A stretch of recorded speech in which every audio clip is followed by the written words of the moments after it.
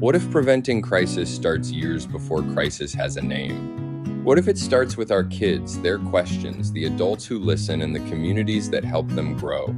Schools like Anchor Lutheran can be where resilience begins. I don't work for them. This isn't sponsored. I'm just a dad who loves what I've seen. Because this is bigger than one school. Strong kids, strong families, strong communities. Build before we have to repair. My Zen remedy.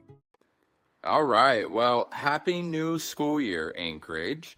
My daughter is in fifth grade this year, and I can't believe, as they all say, it happened so fast. And so, one thing I want to talk about before we all get too comfortable now that school's started back up is two big issues that we have to work with this year. We really need to address these because they're both directly connected. And they are two huge hot buttons that have been not only affecting our city, but they affect our entire nation. And so what are these two problems that we have? Well, problem number one is homelessness. And problem number two is going to be a poor educational system and return. And the two really are directly connected. As a matter of fact, the National Center for Homeless Education recognizes that there is a 3.5 times increase for homelessness if a person doesn't get a diploma or GED. And so it's really, really, really important for us to get a good education. And I'm not saying that people that don't have a good education are going to become homeless, but we do know that there is a direct connection. And so therein also lies a direct solution. If we have better education for our kids, then we're going to have a reduction in homelessness. And even if we don't eradicate it all, we might be able to go walk along Anchorage again and not have to be accosted by people that don't have a place to live themselves. And so even if we can reduce it, please do stand by, listen to this whole story, because I have a solution for both of these issues that are connected. And if you continue, share, like, all that kind of stuff, you are now a part of the solution, helping get Anchorage back in alignment with the family community that I remember back in the 90s. And so here we are. The biggest problem that we'll start with is homelessness. Now, homelessness, we have to, first of all, acknowledge that there's a certain arrogance that us people that live in homes have, that think that homeless people, are there because they want to. Or, homeless people are there because it's by their choice. Or homeless people are there because they're not good people. Or, there's all these stigmas surrounding that. And we're kind of arrogant in believing that everybody wants the same kind of life as us. Or that we know what somebody came from. And so let's first of all acknowledge the three types of homelessness, at least the ones that I've figured out. And if you think of more, go ahead and write so in the comments and share this with people. The first group that I recognize is going to be the folks that had some misfortune in life. And that misfortune brought them to a place that very unexpectedly they lost their home. Well, unbelievably, that group is actually, I've been in that group. Back in 2019, I very suddenly and tragically lost my housing that I was in for 2.5 years and did not have an answer right away. And fortunately, I had community. And that community was something that really helped me get to that next step. And it's community that really does make a big difference in people.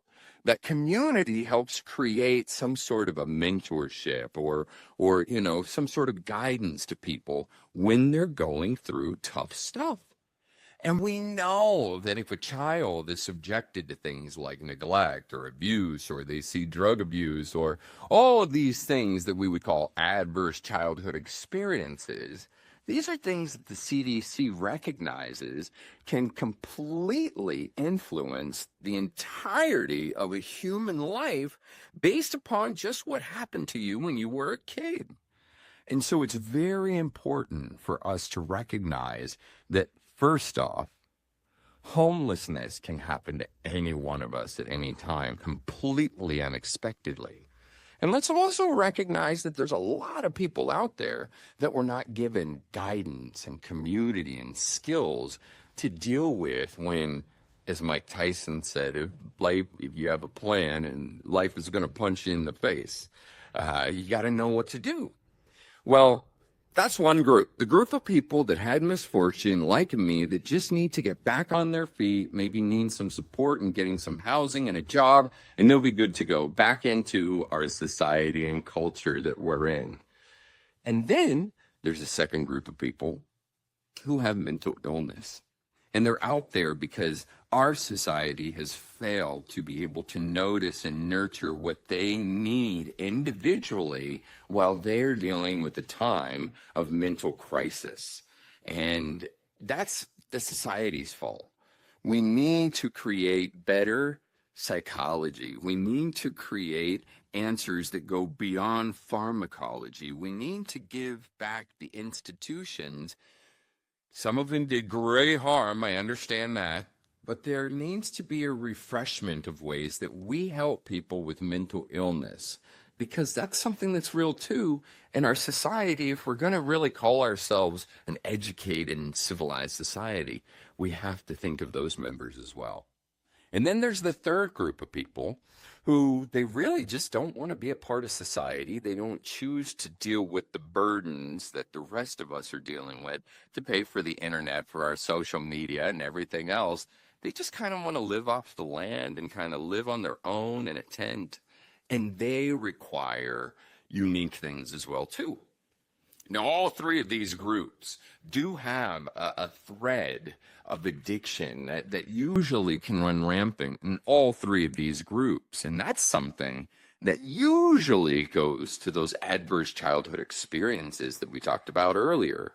And so a lot of homelessness not only comes from bad things happening, but also not having good education. Both of these things, education and life skill, and knowing what to do when life gets tough, those are created by community, by example, by being the model. And so the biggest problem that we have right now is that we're not recognizing the direct connection between homelessness and a poor education. Because if we can just eliminate 3.5% of the homelessness, that's going to make a big impact. And so how do we do this? What's the solution? Well, I'm glad you asked.